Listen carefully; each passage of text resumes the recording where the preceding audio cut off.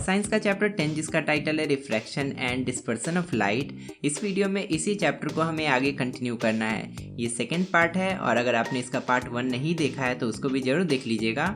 इसी वीडियो के pinned comment में आपको उसका लिंक मिल जाएगा। बोर्ड्स के एग्जाम में अच्छा स्कोर कर पाने के लिए चैप्टर को समझना बहुत जरूरी होता है और इसमें डीएवी गुरु आपकी मदद कर सकता है। बस आपको इस चैनल के प्लेलिस्ट में जाना है जहां पर अलग अलग कैटेगरीज में आपको हर क्लासेस का वीडियोस मिल जाएगा। यहां से आप अपने क्लास के वीडियोस को कभी भी बिल्कुल फ्री में देख सकते हैं। इस चैनल को सब्सक्राइब करके बेल आइकन को प्रेस भी कर लीजिएगा ताकि आपके क्लास के नए वीडियोस का नोटिफिकेशन भी आपको सही समय पर मिलता रहे।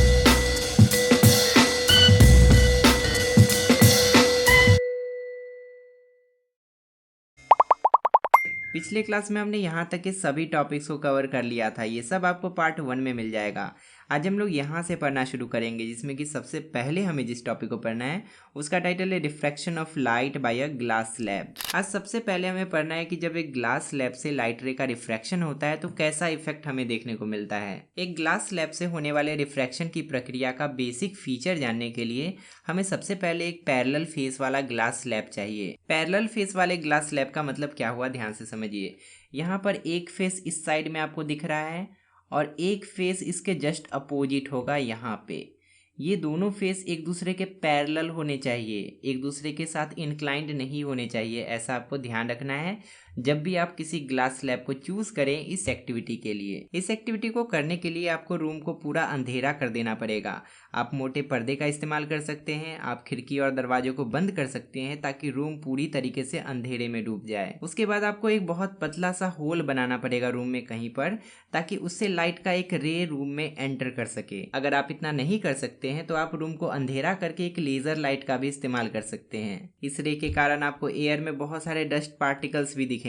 अब आपको एक रेक्टेंगुलर ग्लास का स्लैब लेना है और उसको उसी लाइट रे के रास्ते में रख देना है। अब आप देखेंगे कि जो लाइट रे ग्लास स्लैब से बाहर निकल रहा है वो अपने रास्ते से थोड़ा सा भटक चुका है। ऐसा इसीलिए हुआ क्योंकि यहाँ पर 2 बार लाइट का बेंडिंग हो रहा है।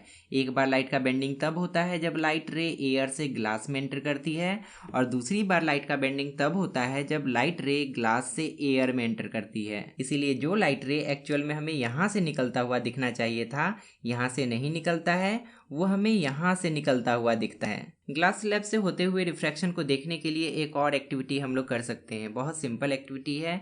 इसके लिए सबसे पहले आपको एक वाइट शीट ऑफ पेपर पर एक मोटा सा रेड कलर का लाइन खींचना है और एक मोटा सा ग्लास स्लैब उसके ऊपर 30 डिग्री एंगल बनाकर रखना है। इतना करने के बाद आप देखेंगे कि ये जो लाइन एक्चुअल में ऐसा दिखना चाहिए था, स्ट्रेट दिखना चाहिए था, स्ट्रेट नहीं दिखता है।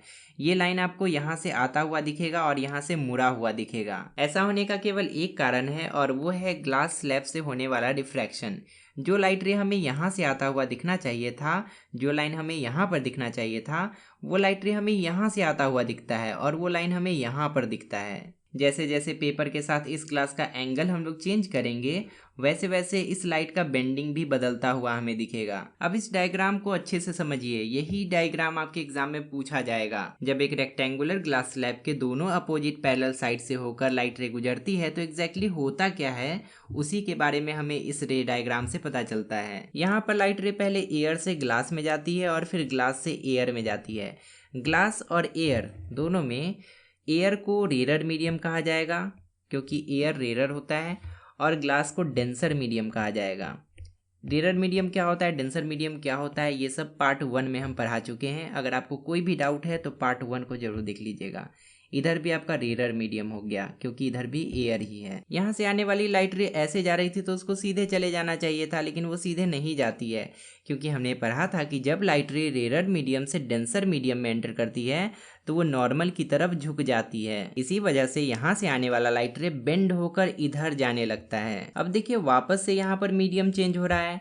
डेंसर मीडियम से लाइट रेयर मीडियम में जा रही है तो यहाँ से जो लाइट निकली उसको तो सीधे चले जाना चाहिए था, लेकिन वो थोड़ा सा उस तरफ मुड़ गई, नॉर्मल से दूर हट गई। ऐसा इसीलिए क्योंकि हमने पढ़ा था कि जब लाइट रे डेंसर मीडियम से रेयर मीडियम में जाती है तो वो नॉर्मल से थोड़ा दूर हट जाती है। इस तरह से एक मोटे ग्लास स्लैब में 2 बार रिफ्रैक्शन होता है। एक रिफ्रैक्शन इस वाले सरफेस पर होता है और एक रिफ्रैक्शन इस वाले सरफेस पर होता है। इसी वजह से जो लाइट रे को एक्चुअली में ऐसे चले जाना चाहिए था सीधे, वो इस ग्लास स्लैब के कारण एक बार ऐसे जाती है तो ऐसे मुड़ जाती है और फिर वापस से ऐसे मुड़ जाती है। यहाँ के बजाय यहाँ पर लाइट रे हमें नहीं निकलती हुई दिखती है और यहाँ पर हमें लाइट रे निकलती हुई दिखती है। जब लाइट का रिफ्रैक्शन पैरेलल फेस वाले ग्लास स्लैब ABCD, इसका नाम दिया हुआ था ABCD, जब इस ग्लास से 2 बार लाइट का रिफ्रैक्शन हुआ तो हमें 2 चीज़ों का पता चला। पहला तो ये कि जो फाइनल रिफ्रैक्टेड रे RS था वो इंसिडेंट रे PQ के पैरेलल है। ये वाला जो रे है फाइनल रिफ्रैक्टेड रे है, सबसे अंतिम में यही निकला है। और यहाँ पर जो रे है वो इंसिडेंट रे है। अगर हम लोग इसको आगे की तरफ बढ़ाएंगे ना तो हमें पता चलेगा कि ये वाला रे और ये वाला रे दोनों एक दूसरे के पैरेलल है। हालांकि फाइनल रिफ्रैक्शन के बाद हमें एक डिस्प्लेसमेंट देखने को मिलता है। जो PQ रे था वो D अमाउंट से दूर हट जाती है। PQ रे को एक्चुअल में ऐसे जाना चाहिए था, लेकिन वो D अमाउंट से हटकर यहाँ से आती हुई दिखती है। और दूसरा बात हमें ये पता चला कि इंसिडेंट रे PQ का रास्ता ग्लास स्लैब के अंदर कुछ अलग ही है। ग्लास स्लैब के अंदर वो MN को फॉलो करता है। देखिए, एक्चुअल में लाइट रे ऐसे आ रही थी और निकली ऐसे, लेकिन ग्लास स्लैब के अंदर में लाइट रे का डायरेक्शन कुछ ऐसा था, वो M से N की तरफ बढ़ रही थी। ये डायग्राम इंपॉर्टेंट है, इसीलिए चलिए जल्दी से इसको बनाकर भी दिखा देते हैं। मान लेते हैं ये एक ग्लास स्लैब है, मोटा सा ग्लास स्लैब है, और एक इंसिडेंट रे ऊपर से आती हुई यहाँ पर गिरती है इस पॉइंट पर। यहाँ पर एक नॉर्मल खींच लेते हैं कुछ ऐसे। इधर एयर है, इसीलिए ये वाला रेयर मीडियम हो गया, ये वाला डेंसर मीडियम हो गया, और वापस से ये वाला रेयर मीडियम हो गया। इस पॉइंट को N नाम दे देते हैं, और ये जो लाइट रे आ रही है इस लाइट रे का नाम PQ दे देते हैं। अब रिफ्रैक्शन का नियम याद कीजिए। हमने पढ़ा था कि जब लाइट रे रेयर मीडियम से डेंसर मीडियम में जाती है तो वो नॉर्मल की तरफ झुक जाती है। यहाँ पर भी वही होगा। जो लाइट रे ऐसे चले जाना चाहिए था वो ऐसे न जाकर थोड़ा सा नॉर्मल की तरफ झुक जाएगा, वो ऐसे जाता हुआ हमें दिखेगा। इसीलिए एक लाइट रे थोड़ा सा झुका हुआ ऐसे ड्रॉ कर देते हैं, यहाँ पर गिरेगा आके। अब हमें यहाँ पर भी एक नॉर्मल ड्रॉ करना पड़ेगा और इस पॉइंट को नाम दे देते हैं M। उल्टा हो गया, एक्चुअल में यहाँ पर बुक में M दिया था और यहाँ पर N दिया था, तो इसको M बना देते हैं और इसको N बना देते हैं। नेमिंग आप कैसे भी कर सकते हैं, PQ ABCD जितना है Z तक कहीं पर कोई भी लिख सकते हैं, उससे कोई दिक्कत नहीं है। अब देखिए, वापस से लाइट रे डेंसर मीडियम से रेयर मीडियम में जा रही है, और हमने रूल में पढ़ा था कि जब लाइट रे डेंसर मीडियम से रेयर मीडियम में जाती है तो वो नॉर्मल से दूर हट जाती है। यहाँ पर भी वही होगा। लाइट रे हमें इस डायरेक्शन में वापस से जाता हुआ दिखेगा। ये हमें मिल गया फाइनल रिफ्रैक्टेड रे, इसका नाम दे देते हैं RS। अब बस ये डायग्राम ऑलमोस्ट कंप्लीट हो गया। थोड़ा सा और डिटेल्स हम लोग भर सकते हैं, जैसे कि ये लाइट रे ऐसे चले जाना चाहिए था, कुछ ऐसे से डॉटेड लाइन से दिखा सकते हैं, और इसका जो पाथ है कितना डिस्टेंस से डेविएट हो गया वो भी हम लोग दिखा सकते हैं। ये वाला डिस्टेंस यहाँ से लेकर यहाँ तक का डिस्टेंस, ये डिस्टेंस D हो जाएगा, इसको D से डिनोट करते हैं। ग्लास स्लैब का नाम भी यहाँ पर लिख सकते हैं ABC और D। एक डू यू नो यहाँ पर दिया गया है, इसमें बताया जा रहा है कि लाइट रे हमेशा बेंड नहीं करती है। जब वो एक मीडियम से दूसरे मीडियम में जाती है तो कभी कभी वो बिना बेंड हुए स्ट्रेट लाइन पाथ को फॉलो करते हुए भी आगे बढ़ जाती है। ऐसा तब होता है जब लाइट रे नॉर्मली एक सरफेस पर पड़ती है। मान लीजिए ये एक सेपरेशन है, इधर दूसरा मीडियम है और इधर दूसरा मीडियम है। मान लेते हैं इधर एयर है और इधर वाटर है। यहाँ पर कहा जा रहा है कि लाइट अगर नॉर्मली यानी कि 90 डिग्री का एंगल बनाते हुए सेपरेटिंग सरफेस पर पड़ती है तो वो अनडेविएटेड रह जाती है, उसमें कोई बेंडिंग हमें देखने को नहीं मिलता है, वो सीधे रास्ते को फॉलो करते हुए आगे बढ़ जाती है। लाइट का बेंडिंग हमें केवल तब देखने को मिलता है जब लाइट ऑब्लिकली सेपरेटिंग सरफेस पर पड़ती है। लेकिन एक चीज हमेशा होता है जो कि है change in the speed of light. मतलब लाइट अगर नॉर्मली भी पड़े ना तो दूसरे मीडियम में जाने के बाद उसका स्पीड बदल जाएगा, और लाइट अगर ऑब्लिकली भी पड़े तो भी दूसरे मीडियम में जाने के बाद उसका स्पीड बदल जाएगा। कुछ डेफिनेशंस यहाँ पर दिए गए हैं जो कि आपको हमेशा याद रखना है, क्योंकि एग्जाम में इसके बारे में पूछा जाता है। जैसे कि इंसिडेंट रे क्या होता है, रिफ्रैक्टेड रे क्या होता है, इमर्जेंट रे के बारे में भी पूछा जा सकता है। इधर और भी है जैसे कि एंगल ऑफ इंसिडेंस और एंगल ऑफ रिफ्रैक्शन। इन सब का डेफिनेशन आप जब भी लिखिएगा एग्जाम में तो साथ में ये डायग्राम भी जरूर बना दीजिएगा, तभी आप एक लाइन में इसके डेफिनेशन को लिख पाएंगे, नहीं तो प्रॉब्लम होगा। सबसे पहला है इंसिडेंट रे। इसके बारे में लिखा है the initial ray P Q जो कि एम पर आकर गिरती है falling on the glass slab is known as incident ray. अब डायग्राम में देखिए, ये वाला जो रे है जो कि एम पर आकर गिर रही है ना, इसी रे को कहेंगे इंसिडेंट रे। दूसरा है रिफ्रैक्टेड रे। इसके बारे में लिखा है the path of the ray M N within the glass slab is known as refracted रे।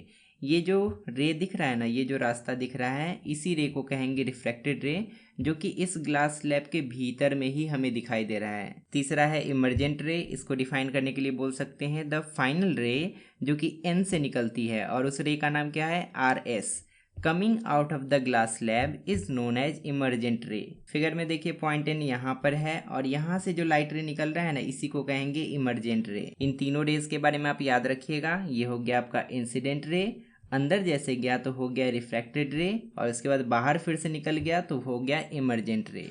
नेक्स्ट है एंगल ऑफ इंसिडेंस, जिसको आई से डिनोट किया जाता है। इसको डिफाइन करने के लिए बोल सकते हैं the angle between the incident ray and the normal at the point of incidence is known as angle of incidence. Incident ray जिसको कि PQ से डिनोट किया गया है और M पॉइंट पर आकर गिरती है, और M पॉइंट पर जो नॉर्मल खींचा गया है उसके बीच के एंगल को ही हम लोग एंगल ऑफ इंसिडेंस कहते हैं। इस फिगर में ध्यान से देखिए, ये हो गया आपका इंसिडेंट रे जो कि M पॉइंट पर आकर गिर रहा था, और जहाँ पर इंसिडेंट रे गिर रहा है ना, वहाँ पर एक नॉर्मल खींचा गया है। इसके बीच का जो एंगल दिखाई दे रहा है ना, जिसको आई से डिनोट किया गया है, इसी एंगल को कहते हैं एंगल ऑफ इंसिडेंस। दूसरा है एंगल ऑफ रिफ्रैक्शन, जिसको कि आर से डिनोट किया जाता है। इसको डिफाइन करने के लिए हम लोग बोल सकते हैं the angle between the refracted रे MN and the normal at the point of incidence is known as angle of refraction। Refracted रे जिसको कि MN से डिनोट किया गया है और नॉर्मल के बीच का जो एंगल है, उसी एंगल को एंगल ऑफ रिफ्रैक्शन कहा जाता है। इस फिगर में देखिए, ये आपका पॉइंट M है, यहाँ पर नॉर्मल खींचा गया है, और ये आपका रिफ्रैक्टेड रे है।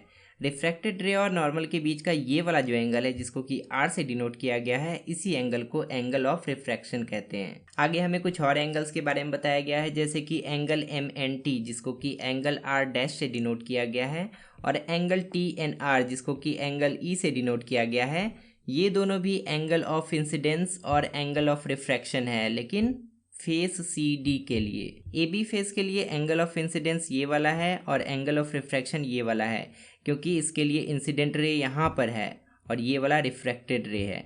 लेकिन अगर हम लोग फेस CD की बात करें तो यहाँ पर एंगल ऑफ इंसिडेंस इसको कहेंगे, जिसको कि R' से डिनोट किया गया है, और इसको कहेंगे एंगल ऑफ रिफ्रैक्शन, जिसको कि E से डिनोट किया गया है, क्योंकि इस फेस के लिए इसको इंसिडेंट रे माना जाएगा और इसको रिफ्रैक्टेड रे माना जाएगा। इस फिगर में एंगल E और एंगल I जो दिखाया गया है, ये दोनों हमेशा इक्वल होता है। एंगल E यहाँ पर है और एंगल I यहाँ पर है, ये दोनों हमेशा इक्वल होता है। उसी तरह से एंगल R और R' भी इक्वल होता है। देखने से ही पता चल रहा है ये और ये सेम होगा और ये सेम होगा। एक डू यू नो यहाँ पर दिया गया, इसमें बताया जा रहा है कि अब हम लोग कई सारी प्राकृतिक घटनाओं को समझ सकते हैं जिसका कारण रिफ्रैक्शन ही होता है। जैसे कि तारों का चमकना।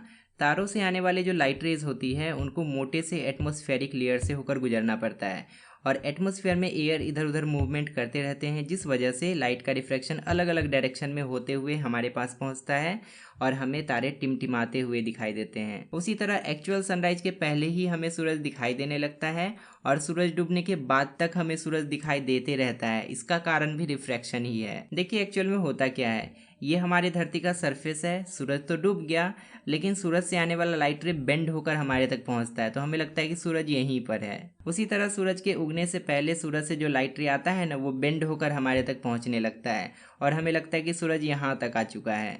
इन सभी घटनाओं को हम लोग रिफ्रैक्शन के थ्रू समझ सकते हैं, क्योंकि यहाँ पर भी लाइट रेज को हमारे अर्थ के एटमॉस्फेयर से होकर गुजरना पड़ता है और वहाँ पर भी लाइट का बेंडिंग हो जाता है। जब एटमॉस्फेयर के कारण ही लाइट का रिफ्रैक्शन होता है, इसका मतलब तो ये होना चाहिए कि जो एस्ट्रोनॉमर्स धरती के सरफेस के ऊपर चले जाते हैं, एटमॉस्फेयर के ऊपर चले जाते हैं, उनको तारे चमकते हुए नहीं दिखाई देने चाहिए, क्योंकि धरती के एटमॉस्फेयर से निकलने के बाद ऊपर तो कोई मीडियम है नहीं, ऊपर पूरी तरह से वैक्यूम है, खाली जगह है और वहाँ पर रिफ्रैक्शन नहीं हो सकता है। ये बात 100% सही है। जब कोई हमारे एटमॉस्फेयर से बाहर चले जाता है तो उसे तारे टिमटिमाते हुए नहीं दिखाई देते हैं, क्योंकि बाहर जाने पर कोई ऐसा मीडियम नहीं रहता है जो कि लाइट का रिफ्रैक्शन कर पाए। अब हमें डिस्पर्सन के बारे में पढ़ना है। डिस्पर्सन क्या होता है इसको अच्छे से समझिए। जब सन का वाइट लाइट रे किसी वजह से 7 डिफरेंट कलर्स में बढ़ जाता है तो इसी प्रोसेस को डिस्पर्सन कहते हैं। अभी हम लोग पढ़ेंगे कि वाइट लाइट का डिस्पर्सन एक ग्लास प्रिज्म के थ्रू कैसे किया जा सकता है। प्रिज्म एक ट्रांसपेरेंट मटेरियल होता है, इसके आर पार लाइट जा सकती है और ये 2 प्लेन सरफेस से घिरा रहता है और दोनों प्लेन सरफेस एक दूसरे पर इंक्लाइंड रहते हैं। प्रिज्म कुछ ऐसा दिखता है ट्रायंगुलर शेप का, और अगर 3D में बनाना चाहें तो कुछ ऐसा दिखता है। एक प्लेन सरफेस इधर से हो गया और एक प्लेन सरफेस उस तरफ से हो गया, और ये दोनों प्लेन सरफेस कुछ एंगल पर एक दूसरे से इंक्लाइंड रहते हैं। हम लोग जनरली जो प्रिज्म यूज़ करते हैं उसका फेस ट्रायंगुलर होता है, मतलब ऐसा प्रिज्म होता है कुछ इस तरीके का। एक फेस इधर से हो गया, एक फेस उधर से हो गया, ये वाला फेस बिल्कुल इसी तरह का फेस इधर से भी होता है। ईयर 1686 का बात है। सर आइजैक न्यूटन ने एक बहुत ही फेमस एक्सपेरिमेंट किया था जिसमें उन्होंने वाइट लाइट रे को एक ग्लास प्रिज्म से होकर गुजरने दिया था। अपने एक्सपेरिमेंट में उन्होंने लाइट के एक पतले से बीम को ग्लास प्रिज्म पर गिराया। उसके बाद उन्हें जो इमर्जेंट लाइट रे मिला, जो लाइट रे निकलता हुआ दिखा, उसको उन्होंने वाइट शीट ऑफ पेपर पर गिरने दिया। उसके बाद उन्हें दिखाई दिया कि जो प्रिज्म है ना, वो लाइट रे को 7 डिफरेंट कलर्स में बांट दे रहा है, जिसमें कि कौन कौन से कलर्स थे। एक वायलेट था, Indigo, blue, green, yellow, orange और रेड, जिसको कि विबग्योर से याद रखा जा सकता है। ये सातों वही कलर्स थे जो कि हमें रेनबो में दिखाई देते हैं। अपने एक्सपेरिमेंट से उन्हें पता चला कि जो प्रिज्म होता है वो पैरेलल फेस वाले रेक्टेंगुलर ब्लॉक की तरह बिहेव नहीं करता है। जब हम लोग रेक्टेंगुलर ग्लास ब्लॉक से लाइट रे को गुजार रहे थे तो सिर्फ हमें लाइट का डेविएशन देखने को मिला था, केवल वो बेंड हो जा रहा था, लेकिन उसका डिस्पर्सन नहीं हो रहा था। वो 7 डिफरेंट कलर्स में बढ़ता हुआ हमें नहीं दिख रहा था। लेकिन जब हम लोग प्रिज्म के साथ ऐसा करते हैं ना, तो प्रिज्म में ये 7 डिफरेंट कलर्स में बढ़ जाता है।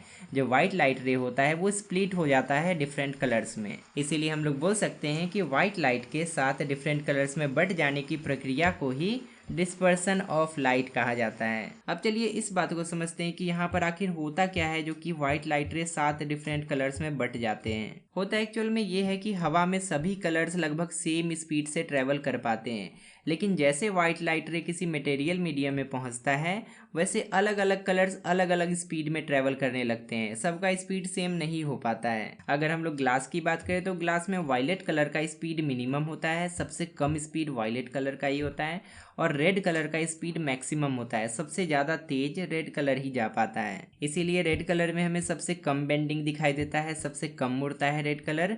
वहीं वायलेट कलर में सबसे ज़्यादा बेंडिंग हमें दिखाई देता है, वायलेट कलर सबसे ज़्यादा मुड़ जाता है। इसी वजह से वाइट लाइट रे 7 डिफरेंट कलर्स में बट जाते हैं, जो कि हमें रेड से लेकर वायलेट तक दिखाई देते हैं। आप इस फिगर में भी देख सकते हैं कि वाइट लाइट रे यहाँ से आ रही है और इसमें जो रेड कलर था वो सबसे कम मुड़ा और सबसे ऊपर रेड कलर ही हमें दिखाई दे रहा है। लेकिन जो इसमें वायलेट कलर था ना, वो सबसे ज़्यादा मुड़ गया और सबसे नीचे वायलेट कलर दिखाई दे रहा है। ऐसा इसीलिए हुआ क्योंकि रेड कलर का स्पीड ग्लास में सबसे ज़्यादा होता है, उससे कम स्पीड होता है ऑरेंज का, उससे कम होता है येलो का, उससे कम ग्रीन का, उससे कम ब्लू, उससे कम इंडिगो, और सबसे कम स्पीड होता है वायलेट का। एक्टिविटी नंबर 6 को फॉलो करके हम लोग खुद से लाइट का डिस्पर्सन करवा सकते हैं। बहुत सिंपल एक्टिविटी है, इसके लिए हमें प्रिज्म भी नहीं चाहिए। इस एक्टिविटी के लिए आपको एक बाउल में पानी लेना है, उसमें एक मिरर रख देना है और मिरर को ऐसे एडजस्ट करना है ताकि खिड़की से आने वाली सन की लाइट रे रिफ्लेक्ट होकर दीवार पर पड़े। जब आप ऐसा करेंगे तो यहाँ पर आपको रेनबो बनता हुआ दिखेगा। वह एक्चुअल में ये कि यहाँ से जो व्हाइट लाइट रे आ रही थी उसका डिस्पर्सन हो गया और वो 7 डिफरेंट कलर्स में बट गई। यहाँ पर जो अरेंजमेंट हम लोग बनाए थे ना पानी में मिरर रख के, वो एक प्रिज्म की तरह बिहेव करने लगता है। बस वही सब चीज़ यहाँ पर लिखा भी है, आप इसको एक बार रीड कर लीजिएगा। अब चलिए इस वाले डू यू नो को पढ़ लेते हैं, जिसमें कि हमें प्राइमरी कलर्स क्या होते हैं और कंपोजिट कलर्स क्या होते हैं इसके बारे में बताया गया है। 3 कलर्स जिसमें कि पहला है रेड, दूसरा है ब्लू और तीसरा है ग्रीन, इनको प्राइमरी कलर्स कहा जाता है। इन तीनों को नेचर का बेसिक कलर भी बोला जाता है क्योंकि इन तीनों कलर्स को एक अप्रोप्रिएट प्रोपोर्शन में मिक्स करके हम लोग बाकी के कलर्स भी बना सकते हैं। जैसे कि आप यहाँ पर देख सकते हैं कि रेड और ग्रीन को जब मिला दिया जाता है तो येलो बन जाता है, जब ग्रीन और ब्लू को मिला दिया जाता है तो सियान बन जाता है, जब ब्लू और रेड को मिला दिया जाता है तो मेजेंटा बन जाता है, और जब तीनों कलर्स को मिला दिया जाता है तो वाइट बन जाता है। जब प्राइमरी कलर्स को मतलब रेड, ग्रीन और ब्लू को एक अप्रोप्रिएट प्रोपोर्शन में मिलाया जाता है तो हमें वाइट लाइट मिलता है। कोई भी दूसरा कलर जब दो या दो से अधिक प्राइमरी कलर्स को एक सर्टेन प्रोपोर्शन में मिलाने के बाद बनता है उस कलर को कंपोजिट कलर कहा जाता है। जैसे कि यहाँ पर रेड, ग्रीन और ब्लू को हम लोग प्राइमरी कलर बोलेंगे, लेकिन जो येलो, वाइट, सियान और मेजेंटा हमें दिखाई दे रहा है इन सबको हम लोग कंपोजिट कलर कहेंगे। यहाँ पर बताया गया है कि हमें अपनी आंखों का ध्यान रखना चाहिए, कभी भी डायरेक्ट सनलाइट को या स्ट्रांगली रिफ्लेक्टेड सनलाइट को अपनी आंखों पर नहीं पड़ने देना चाहिए, इससे हमारी आंखें डैमेज हो सकती है। अब हमें रेनबो के बारे में पढ़ना है, जो कि हमें नेचुरल डिस्पर्सन के कारण दिखाई देता है। आपको जरूर कभी न कभी रेनबो देखने का मौका मिला होगा।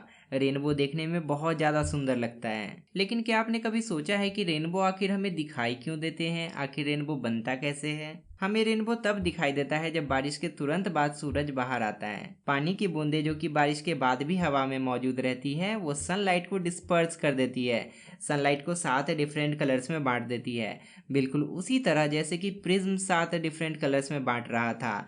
और इसके बारे में हम लोग न्यूटन के एक्सपेरिमेंट में पढ़े थे। हवा में जो पानी का बूंद मौजूद रहता है वो भी प्रिज्म की तरह ही काम करने लगता है, वो भी लाइट का डिस्पर्सन करने लगता है। इसी वजह से ये सुंदर सा रेनबो हमें दिखाई देता है। इसीलिए रेनबो बनने को हम लोग एक ऐसी प्राकृतिक घटना बोल सकते हैं जो कि सनलाइट के डिस्पर्सन के कारण होता है। फाइनली हमने यहाँ तक के सभी टॉपिक्स को कंप्लीट कर लिया। अगर आपको इसका पार्ट 3 भी चाहिए तो वीडियो को लाइक कर दीजिएगा और कमेंट में लिखकर जरूर बताइएगा। आपके क्लास के साइंस का प्लेलिस्ट ओपन करने के लिए लेफ्ट साइड में क्लिक कीजिए, वहाँ पर आपको दूसरे सभी चैप्टर्स के एक्सप्लेनेशन मिल जाएंगे। और अगले क्लास का वीडियो देखने के लिए राइट साइड में क्लिक कीजिए। फिलहाल इस वीडियो में इतना ही, मिलते हैं अगली क्लास में बहुत सारे नए टॉपिक्स, नए कॉन्सेप्ट के साथ। तब तक के लिए अपना ध्यान रखिए और अच्छे से पढ़ाई करते रहिए।